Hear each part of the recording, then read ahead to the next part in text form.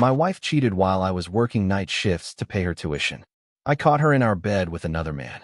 So I gave her a graduation gift she'll never forget. I wasn't even supposed to be home that night. And if I hadn't forgotten my phone, I probably never would have known. Funny how a small, stupid thing like that, forgetting to charge your phone before a 12-hour shift, can flip your entire life upside down. I've been with Emma for almost 4 years. We met at a friend's birthday party, back when she was still doing undergrad. She was the kind of girl that lit up a room, not loud or flashy, but the type that made everyone pay attention when she spoke. She wanted to be a lawyer. I thought that was incredible. I was already working full-time as a paramedic, saving lives, running on caffeine and adrenaline, and barely sleeping. It wasn't glamorous, but it was honest. And Emma? She made me feel like all of it meant something. She told me she wanted to focus on school, and I offered to cover the rent, bills, even helped with some of her tuition. We weren't married, but I loved her like we were. She said I was her rock, that she'd never forget what I was doing for her. I believed her. I really wish I hadn't. That night, I was halfway to work when I realized I left my phone on the kitchen counter. Normally I'd say screw it, but I had this weird gut feeling. You know the kind. Something in the back of your brain whispers that something's off, and if you ignore it, you'll regret it. So I doubled back. No big deal, I thought. Just a 5-minute detour. Emma would probably be asleep. She always said she needed to crash early because law school was killing her. The apartment was dark when I got there. I unlocked the door quietly, trying not to wake her.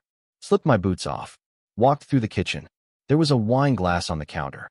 2, actually. One with lipstick. One without. I froze. That's when I heard it. Not the TV. Not her voice. A man's voice. Low. Laughing. And then, her laugh.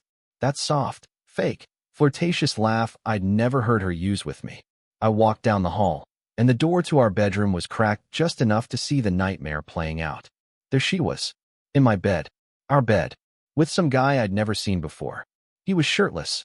She was wearing the shirt I bought her for Christmas. For about 5 full seconds, I just stood there. Not moving. Not breathing. My heart wasn't pounding. My hands weren't shaking. It felt like my entire nervous system just hit pause. She looked up, saw me, and I'll never forget her face. That little gasp. Eyes wide. Like a kid caught stealing. She said my name like it was a question. Liam. No. Not Liam, I'm sorry. Not this isn't what it looks like. Just my name. I didn't answer. I didn't look at the guy. I didn't yell. I didn't even cry. I turned around. Walked to the kitchen. Picked up my phone. Checked the screen. 3 missed texts from her. Hope work isn't killing you tonight. Don't forget to grab Gatorade for the morning, smiley face. Love you. That last one nearly made me laugh. I walked back to the bedroom. She was scrambling to put on pants. The guy was trying to find his shirt. I stood in the doorway and said, "You have 3 days to get your things and be out of this apartment. That includes your law books, your coffee machine, and the cat." She started to say something, probably a lie, but I held up my hand. Not interested. You made your choice. Now I'm making mine. And that was it. I left. Didn't slam the door. Didn't break anything. Didn't even look back. I drove to work like nothing happened. Punched in. Hooked up IVs. Did CPR on a guy who OD'd. And the whole time, I was calm. Almost scarily calm.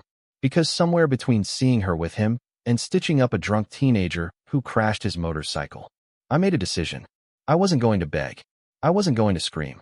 I was going to bury her. Slowly. Quietly. And perfectly. And when I was done, she'd wish all I did was yell. She thought I was done. That after I caught her cheating, I'd either forgive her or disappear. She thought the worst had already happened. She had no idea. It took her less than 12 hours to start blowing up my phone.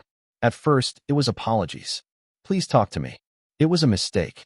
I wasn't thinking. It didn't mean anything. My mental health's been bad lately. She hit every square on the cliché cheater bingo board. I didn't respond. Then came the blame. I was lonely. You've been working so much. I felt like you weren't there for me emotionally. You don't even try to understand how hard law school is. Right. Law school. The law school I was paying for. With the night shifts I worked. While she was faking headaches and moaning someone else's name. Still didn't respond. Then came the threats. If you don't talk to me, I'm going to tell everyone what really happened. You think people will side with you? I'll tell them you're abusive. That you're unstable. That's when I stopped ignoring her. I blocked her number. Then I opened my laptop and got to work. I started with the money. For the past year and a half, I'd been paying most of her tuition, not just rent, but actual school costs. Her parents weren't rich. She had some scholarships, but it wasn't enough. So I stepped in. Because that's what partners do, right? Well, I logged into our shared budgeting app, the one she never bothered to check, and documented every tuition payment I made on her behalf. Every wire transfer, every meal, every Uber to campus, every textbook that magically cost $400. Even that $900 coffee machine she needed to study better. I made a clean, detailed spreadsheet with dates, amounts, and receipts. All labeled, all color-coded, all ready for court if it came to that. Then I emailed her a copy. Subject line, invoice for wasted years. Message, you said we were a team. You lied. Consider this the exit bill. She tried to call from a different number. Block that too. Next step, burn the bridge behind her. We lived in an apartment under my name. I'd been the one on the lease for 2 years. She was technically a co-tenant, but all the bills, internet, electric, water, were under me. So I gave her a 3-day grace period. That's what I told her at the door. 3 days. On day 3, I came home from work and she was still there. Boxes half-packed. Sitting on the couch like nothing was wrong. Watching Netflix. She looked up at me like I was the problem. Like I was being dramatic. You're really just gonna throw everything away? She asked. I didn't answer. Just walked over, grabbed the remote, and turned off the TV. You have 10 minutes, I said. After that, I start calling people. She asked who. I smiled. Your parents.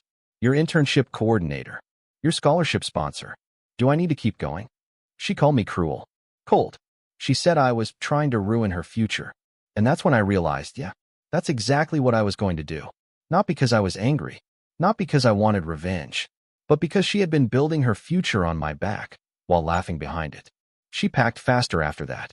She took some clothes, her laptop, her cat, fine by me, I'm allergic anyway, and left. Didn't say goodbye. Didn't look at me. But I wasn't done. Because while she was packing, I was planting seeds. See, before this mess, I'd been friendly with her internship supervisor. Older woman. No nonsense. Very by the book. A few weeks earlier, I had helped her move some furniture into her office when the movers flaked. She liked me. Said I had a calm presence. So I reached out. I didn't lie. Didn't twist anything. Just said, hi. Just thought you should be aware. Emma has been missing her internship shifts, and I have some texts and timestamped photos that show where she actually was on those days. It might not be my business anymore, but I figured you'd want to know if one of your interns is using your name as a cover while she entertains study partners in her apartment. Attached the proof. No threats. No commentary. Just facts. She didn't reply, not directly. But I found out later Emma's internship was paused due to a professional conduct investigation. That's one domino down. Next domino, her scholarship. One of the scholarships she had was through a private women's legal foundation that focused on ethics and law. I checked the terms. Guess what it didn't cover? Academic dishonesty, professional misconduct, or behavior that reflects poorly on the integrity of the program. I sent them an anonymous tip. Screenshots of her skipping class. A note that she was now under internal review by her internship. And a copy of one of her class essays that she had borrowed paragraphs from off a paid tutoring site. I had the receipts, literally. She bought the essay using my PayPal. 2 weeks later, scholarship revoked. Another domino. The final piece? Her best friend, who I never really liked but had always been decent to me, called me up out of nowhere. She said, hey, I just wanted to say I'm sorry. I didn't know she was doing that to you. If I had known, I wouldn't have helped her lie. Apparently Emma had used her as a cover more than once. Staying over to study. Weekend girls' retreats. Yeah, they were real. But the girls were just her and that guy. Her study buddy. Her best friend was pissed. So I sent her a copy of the same folder I made for her supervisor. She shared it with the rest of their circle. Emma went from class president material to whispered about scandal in under 48 hours. I didn't need to post anything online. Didn't need to scream or call her names or ruin her stuff. I just held up a mirror. Let her look at what she really was. And slowly made sure everyone else saw it too. No fire. No noise. Just smoke. And the stench of everything she built starting to burn. You ever watch someone try to hold a dam together with duct tape? That's what Emma looked like 2 weeks after she left. She was trying to keep it all together. still showing up to class, still posting coffee selfies like nothing happened, still walking around with that fake little smile like she hadn't just blown up her own life. But beneath all that, cracks. Everywhere. And I had more pressure to add.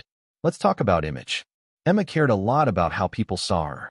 She liked to play the humble overachiever, the girl who worked 3 times harder than everyone else, who never took shortcuts, who got where she was purely on effort and integrity. She once told me, half joking but totally serious, if people found out I cheated on a test or copied a paper, I'd die. So what do you think happens when people find out you cheated on your boyfriend, the one paying your tuition, with some guy from class you said not to worry about? What happens when that information starts spreading in whispers, in screenshots, in group chats? I didn't even have to lift a finger at this point. People were volunteering to take her down for me. Her best friend, the one who called me up in the last chapter, started talking. Loudly. She didn't just send the proof I gave her to a couple close friends. She put it in a private Facebook group for women in the law school program. 400 members. The post was titled, "Just a reminder that not every girl boss is a good person." She didn't name Emma directly, but she didn't have to. Everyone knew, especially when someone commented, "Is this about the one who cheated on her boyfriend who paid her tuition? With the guy from the study group? And got her internship suspended?" It blew up. Emma tried to do damage control, claimed it was taken out of context, said it was a private relationship matter. She even messaged me, again from a new number, blocked, of course. "I know you're behind this. Please stop." Nope, not yet. See, she still had one last thing left to lose, her graduation and her job offer. And both of those were tied to her academic record and the references from her internship. So I called in one last favor. There was a guy in the IT department of her school, James, who I'd helped a year ago after he crashed his car late one night. I remembered him because we talked afterward and he thanked me for not treating him like just another idiot who made a mistake. We stayed in touch. I asked him, off the record, if he could check if anyone had submitted reports about Emma's behavior. He didn't give me details, but he said this: "Let's just say the ethics committee is paying attention. And when that happens, everything gets reviewed, including writing samples, past assignments, online activity, translation." They were already digging. All I had to do was give them a nudge. So I forwarded them the paper she copied last year, the one she bought online using my PayPal.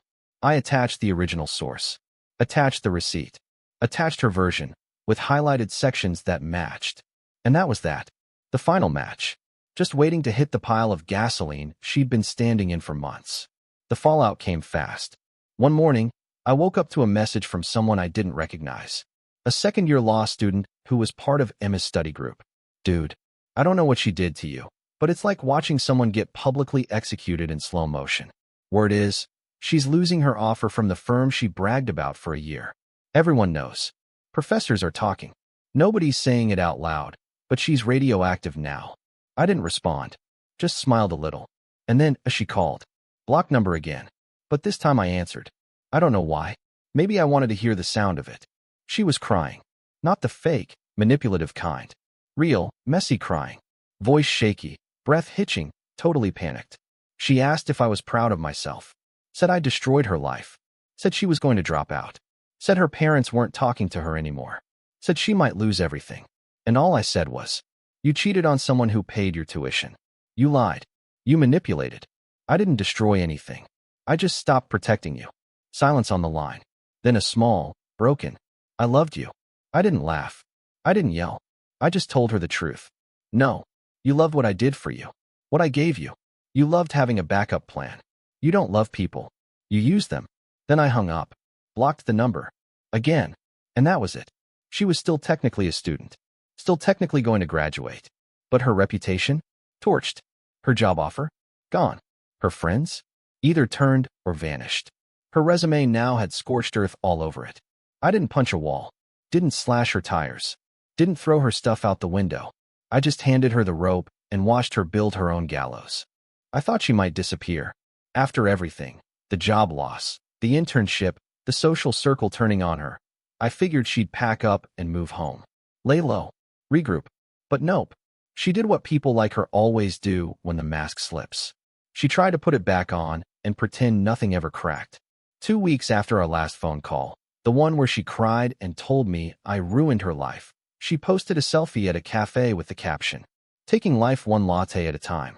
Grateful for new beginnings." Comments were all supportive, at least on the surface. "Queen, bounce back season. Love this energy. You're glowing." But I knew what was happening behind the screen. People weren't buying it anymore. Because here's the thing about reputation. It's slow to build, fast to burn. And once it's gone, you can't just smile it back into existence. Word had gotten around. Her professors knew. The ethics committee had her name on file.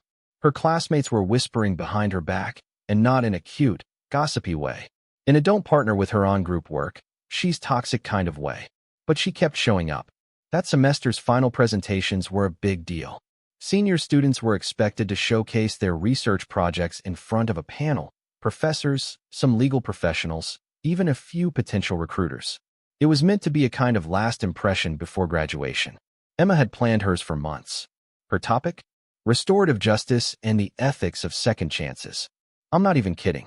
A friend of mine, a guy named Caleb who was 2 years behind her in the program and had always admired her from a distance, told me everything. He messaged me one night and said, "Bro, I think she's trying to spin this whole thing into a sob story. She's making herself the victim, saying she went through a toxic relationship and had to rebuild everything from scratch." He sent me a voice recording from someone who sat near her during prep.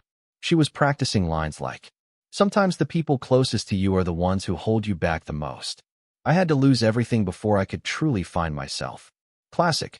She was trying to turn my silence into abuse, my absence into neglect. She wasn't just rewriting the past. She was painting herself as the hero of it. Now, I wasn't going to intervene. I really wasn't. Let her tell her little story. Let her give her sad little speech. But then Caleb messaged me again. They're letting students ask questions after the presentations. Live mic audience participation. And I thought, okay, fine. Let's see what happens when someone holds up a mirror during her little redemption arc. I wasn't there in person, would have been too obvious. But Caleb was. And when the Q&A opened up, he stood up, smiled politely, and asked, "What advice would you give to someone who's been cheated on by the person they supported financially for years? Especially when that person tries to turn around and publicly rebrand themselves as the victim?" She froze. People noticed.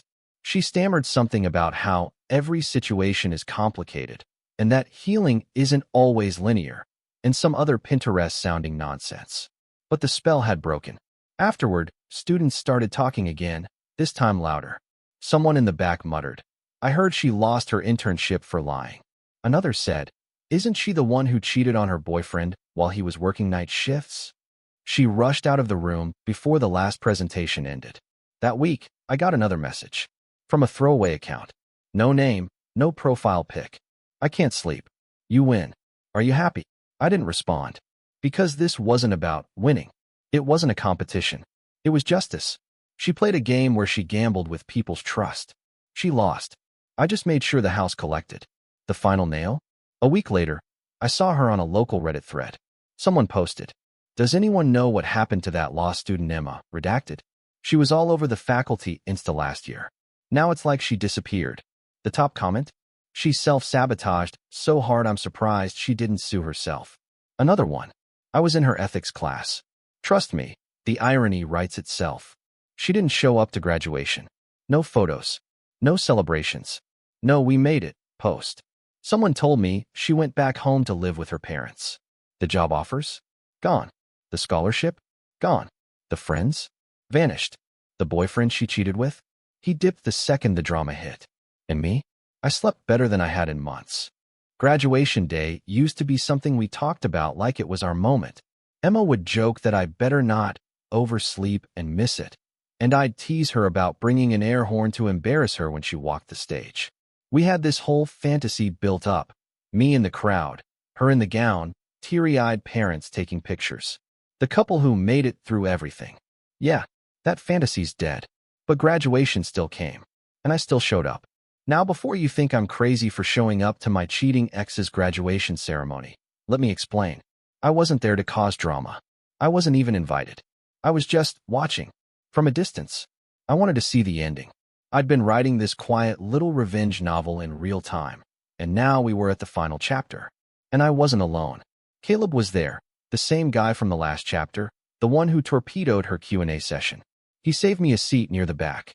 Said, "You're going to want to see this." I had no idea how right he was. Let me set the scene. The ceremony's packed. Families, professors, students in black gowns and shiny smiles. A few people looking hungover. One guy fully asleep, 3 rows up. And then there's Emma, walking down the aisle like she still owns the place. Hair done, gown perfectly ironed. That same polished, careful smile. But when she sits down, I notice something. She's alone. No friends around her. No classmates leaning over to whisper. No one waving from the crowd. Just Emma. In the middle of a celebration surrounded by people. Completely isolated. They start calling names. One by one, students walk the stage, shake hands, grab diplomas, smile for cameras. Then, the dean pauses, leans over to the announcer, whispers something. The announcer nods. And the next name isn't Emma's. The row around her stands up, walks. She stays seated. You can see it in her face. Something's wrong. She's not on the list. Caleb leans toward me and whispers. She got flagged for academic review. They pulled her name from the ceremony at the last second. I blink. Wait, you're serious?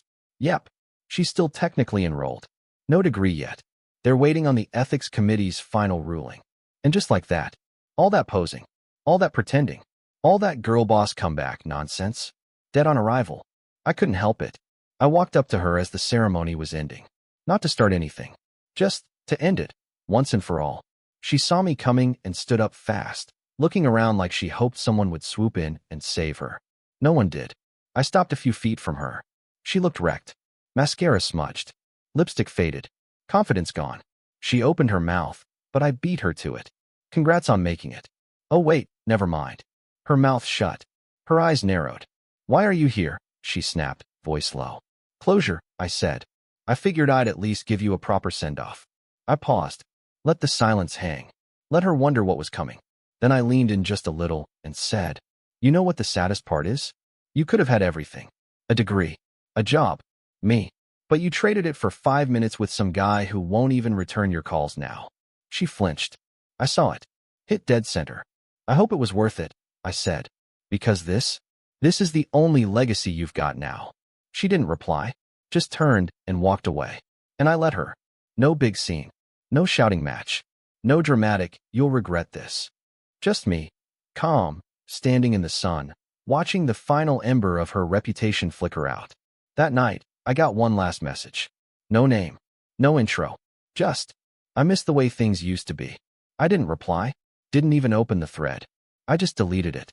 And slept better than I had in years. Revenge stories usually end with some dramatic confrontation. Screaming. Crying. Someone throws a drink. Someone walks off into the sunset.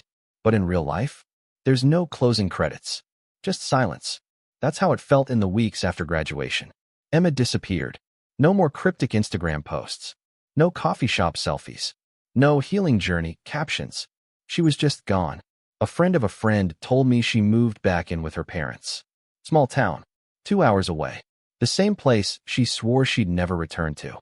Apparently, she was taking a break from law, which is a nice way of saying, no degree, no job, no prospects. She tried reapplying to firms, but the ethics review was still pending, and her name had already made the rounds. No one wants to hire the girl whose academic file says under investigation, especially not when you're applying for a job that literally revolves around integrity. Meanwhile, I moved cities, got transferred to a better hospital, took fewer night shifts, found a 2-bedroom apartment with big windows and silence. Didn't realize how loud Emma used to be until the quiet moved in and refused to leave. Started going to the gym again. Started sleeping again. Started living again. Got a dog. A rescue. Big ears, crooked smile, hates everyone but me. Good taste. Every now and then, I'd hear from someone who used to be in her circle. "Hey, did you hear Emma's working at her aunt's office now?" She tried to start a blog about her healing journey. Didn't really take off. She's dating some guy from high school again. Same dude she used to call a loser. Sometimes I'd get a message that felt like it came straight from her. Throwaway accounts. Random, just checking in emails. No name, but the tone was always familiar. Sad. Slippery. Hoping I'd take the bait. But I never did. Because there's nothing left to say. She could post 100 apologies. Could write a whole book about how she's grown. Could even beg for forgiveness if she wanted. It wouldn't matter. Because I don't hate her. Not anymore. And that's what makes it worse. See, hate means you still feel something. Still care. Still carry a piece of them around. But I don't. She's a ghost now. And ghosts don't get closure. They just linger. One day I got tagged in a photo. Caleb, the law school guy who helped expose everything, had passed the bar. His caption, "Some of us make it by playing fair. Some of us don't make it at all." Emma's name wasn't mentioned. But it didn't need to be. In the comments, someone wrote, "Didn't you know Emma?" He replied, "Yeah. She taught me everything not to be." I never told my side of the story publicly. Never posted screenshots. Never wrote a blog post. Never tried to go viral. I didn't need to. Because people like Emma, they dig their own graves. I just made sure the shovel was sharp and the ground was soft. Final line. She cheated while I was working night shifts to pay her tuition. And when I walked away, I made sure she'd feel it every time she looked at the life she could have had.